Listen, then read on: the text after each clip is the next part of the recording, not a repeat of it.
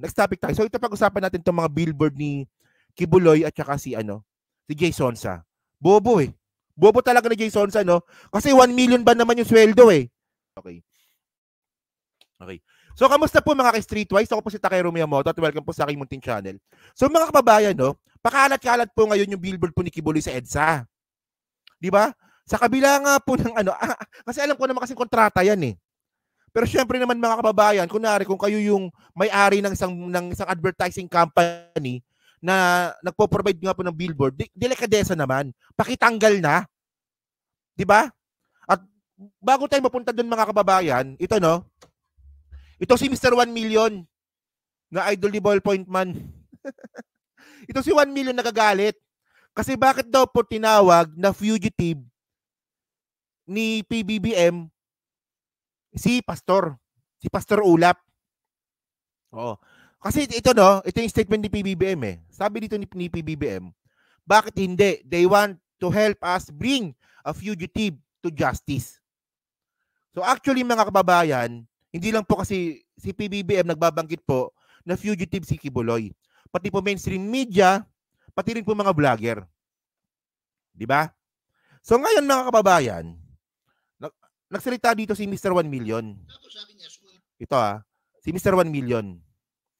Siya po si Jason, sa hindi po nakakaalam, na sumusweldo po ng 1 milyon kada buwan sa SMNI. Okay? So ngayon, syempre, pag si Jason sa po yung pinag-uusapan natin at nadadawit po siya sa 1 million, hindi ko po talaga mapigilan na hindi po talaga pansinin yung ngipin niyang bulok.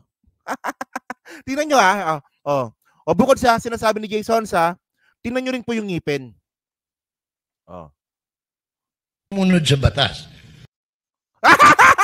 Sakto yung pag-post. Walang yan na yan. 1 million yung sweldo. Hindi man lang makapagpagawa ng ngipin. Isipin nyo mga kababayan, no? Alam ko paulit-ulit ako mga kababayan sa joke na to.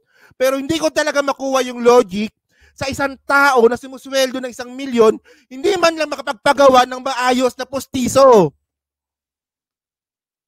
Hindi ko talaga ito yung sinasabi ko mga kababayan paulit-ulit eh.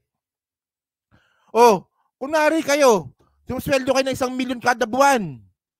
Mas mataas pa sa sweldo ng congressman. Syempre pag may pangit sa mukha ninyo, pero lang yung ugali medyo mahirap baguhin niya ng pera. Pag may pangit sa mukha ninyo or sa katawan ninyo, ayun ang unang yung aayusin. Saan napunta yung 1 million? Kurakot ka pala, pati sarili mo, kinukurakot mo eh. Pampagawa ng ngipin, hindi ka man lang makagawa ng GAA eh. Walang yan na yan, 1 million yung sweldo, tapos ganyan yung ngipin.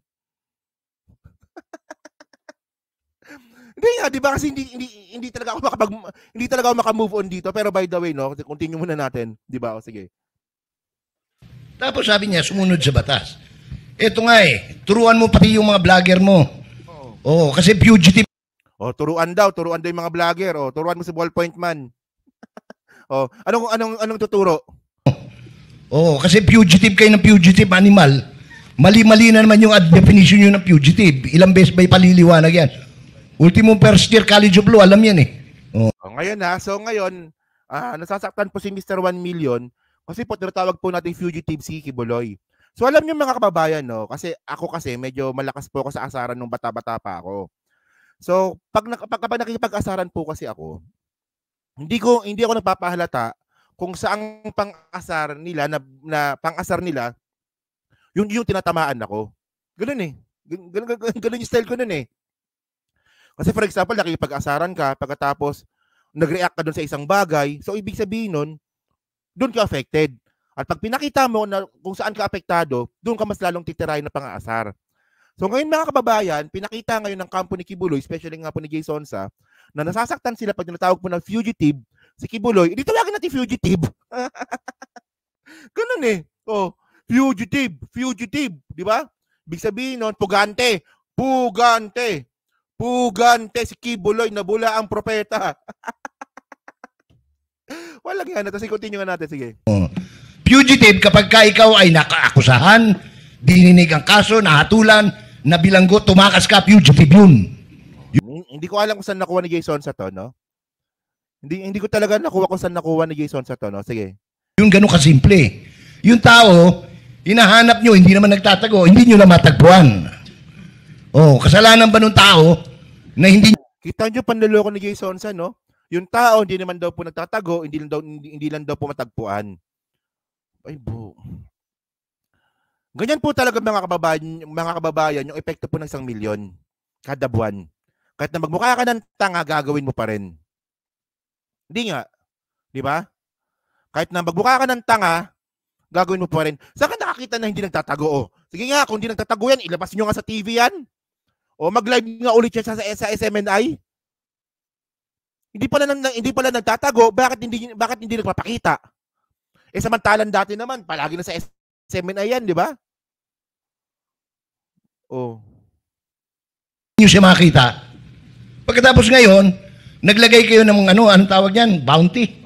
Reward, 10 million. Tapos sasabihin mo, anak ng toko, ang Ilocano ito, tawag ito, bungkunanay.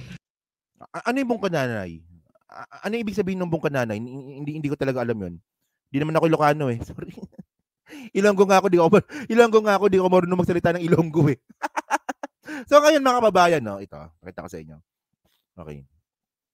So ngayon, nirereklamo ni Jason sa na yung si Kibuloy daw po ay hindi daw fugitive. So, lilinawin ko lang, no? Sabi ni Jason sa, para daw tawagin po na fugitive si Kibuloy, is dapat po nakasuhan, nadinig yung kaso, nagkaroon ng guilty verdict, napakulong, tumakas. Para po kay Jason sa, ayun po ibig sabihin po ng Kibuloy. Ayun po ibig sabihin ng fugitive. Yun nga lang mga kababayan, no? May nakita akong jurisprudence dito. Ito galing ito sa DILG. O tama, DILG ito 2016. So may isang kaso dito. So ang nakalagay dito mga kababayan, nabasahin ko lang, no? Sabi dito, DILG to galing ha. So sabi dito, no? A fugitive from justice includes not only those who flee after conviction to avoid punishment, but likewise those who after being charged flee to avoid prosecution, di ba? So ayan po ibig sabihin ng fugitive mga kababayan. Sa batas po ng Pilipinas, no?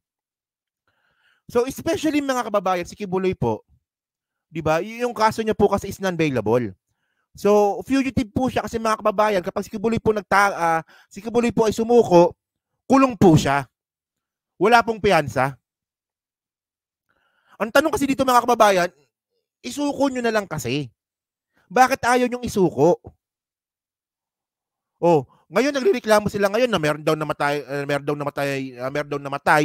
na blaan, 'di ba? Yung eyepiece sa Sarangani, namatay daw dahil daw po sa takot. Ngayon daw po natatakot daw po yung mga miyembro ni Kibuloy. O yun naman pala eh. Natatakot pala yung mga miyembro ni Kibuloy. Di pa sukuin ninyo.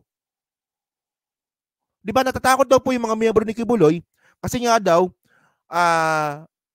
natatakot sila na baka lumusob ulit yung mga pulis. O kung takot pala, di pasukuin ninyo para wala nang lusuban na mangyari. Napakabobo naman nito eh. O tao, sabi nga ni Sir, fugitive si Kibuloy, period. O di tapos ang usapan. Ano ba yan, no? O, fugitive si Pacquiao. O di, period. So ngayon mga babayan, no? Ano ba namang asahan natin sa taong kumusweldo po ng 1 million kada buwan? Okay? So sa hindi lang po nakakapanood nito, no? Ito, panoorin lang natin ito sa saglit, no? Tingnan nyo ha, proud pa siya dito eh. Tingnan nyo ha, sige. Any monetary benefits from SMNI? Are you? Yes, Mr. Chair. And would you be kind enough to detail to us how much you're receiving as consultant? The record would speak for itself, Mr. Chairman. Will you show me the record? Okay. Can you just tell us, since there's a record, just tell us.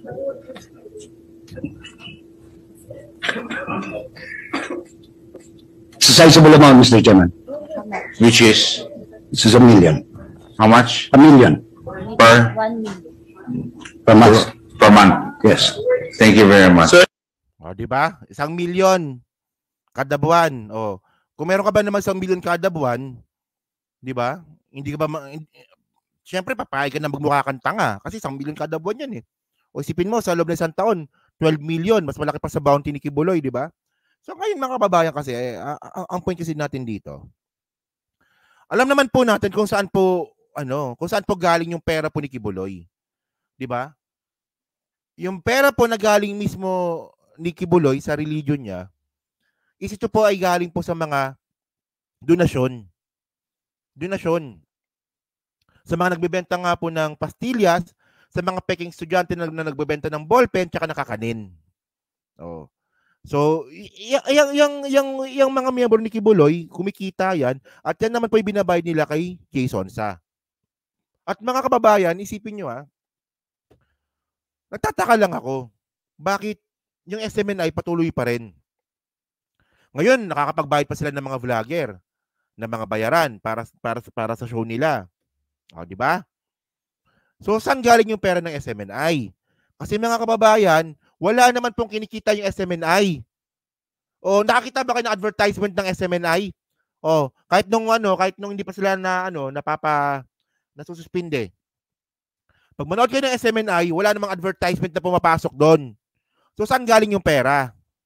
O, so syempre para mag-continue yung operation ng SMNI, kailangan na pondo niyan. So, doon na nga po papasok yung mga donasyon at saka yung mga binenta nga po ng mga miyembro, ng mga pastillas, tsaka mga ballpen, tsaka mga kakanin. At mga kababayan, yung money trail na tinatawag natin. Yung money trail. Alam naman po natin na dikit po si Kibuloy tsaka si Duterte. So ngayon, hindi natin makitaan, di ba? Medyo mahirap po hanapin. Hindi naman hindi makitaan.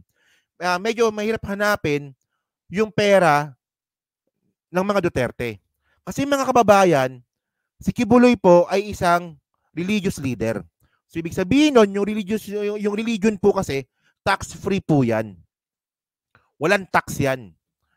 So, ito yung mga theory ng iba, na yung mga kinurakot, di umano ni Duterte, pinasok sa religion ni Kibuloy para hindi makita, para walang money trail. Di ba? Posibleng ganon. At ngayon mga kababayan, isipin nyo, sa dinami-dami po ng pera, di ba, na umiikot po sa kampo ni Kibuloy. Di ba? At yung question pa doon, di natin malaman kung saan nanggaling totally lahat. Nakakapaggastos pa sila sa mga vlogger ng mga bayaran. Nakakapagbayad pa sila ng 1 million per month kay Jason Sa. Kay Jason Sa pa lang. Paano na si Ka Eric? Paano pa si Lorraine Badoy? Paano pa yung iba? Oh. And then, paano naman to? Ayan, no? Pati sa EDSA. Diyos ko. Ito yung sinasabi ko kanina eh.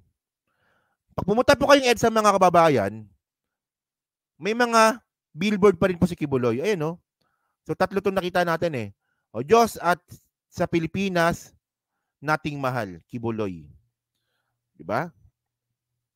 So pera to ng mga miyembro ni Kibuloy. Diba? So actually mga kababayan, hindi naman po kasi mahal, hindi naman kasi mura na magpalagay po ng billboard. Malaking pera po 'yan. Oo, malaking pera 'yan. So ngayon mga kababayan, ang sinasabi natin dito mga ka-streetwise, doon sa mga billboard companies, diyan po sa mga marketing companies, diyan po sa mga advertising companies po na nagmamay-ari po ng billboard na to. So medyo konting delikadesa naman. Alam ko merong kontrata ito, alam ko na merong binabayaran si Kibuloy dito, pero syempre mga kababayan, kapag ito tinanggal ninyo ito at ni-refund niyo yung pera ni Kibuloy, may kapalit ka agad yan. Marami po naghahanap po ng billboard, especially po yung mga kumpanya. So pag tinanggal niyo yung billboard na ni Kibuloy, may lalapit pa rin sa inyo para magpalagay ng bagong billboard, especially sa EDSA yan. Pakitanggal lang please. Parang awa nyo na. Grabe naman to, tawa ng rapist. Grabe naman. Oo nga, no? Tawa ko dyan, ha. So yun mga kababayan, no? So dyan po sa 1,400 po na nanonood ngayon, so hindi pa po nakakapag-like. Palit na lang po ng video po na to, dyan po sa Team Replays. Ano masasabi nyo nga po dito? Kay Mr. 1 million. Okay? At saka dito rin po sa mga billboard po na kumakalat po dito po sa EDSA. Okay. So thank you mga kababayan. So kita na lang ulit tayo bukas, no? At syempre mga kababayan, sa hindi pa po nakakapag-like, palit na lang po ng video po na to. At syempre sa Team Replays, Pa-comment nyo na lang po yung masasabi nyo nga po dito. So, thank you mga kababayan. Maraming salamat sa inyo lahat.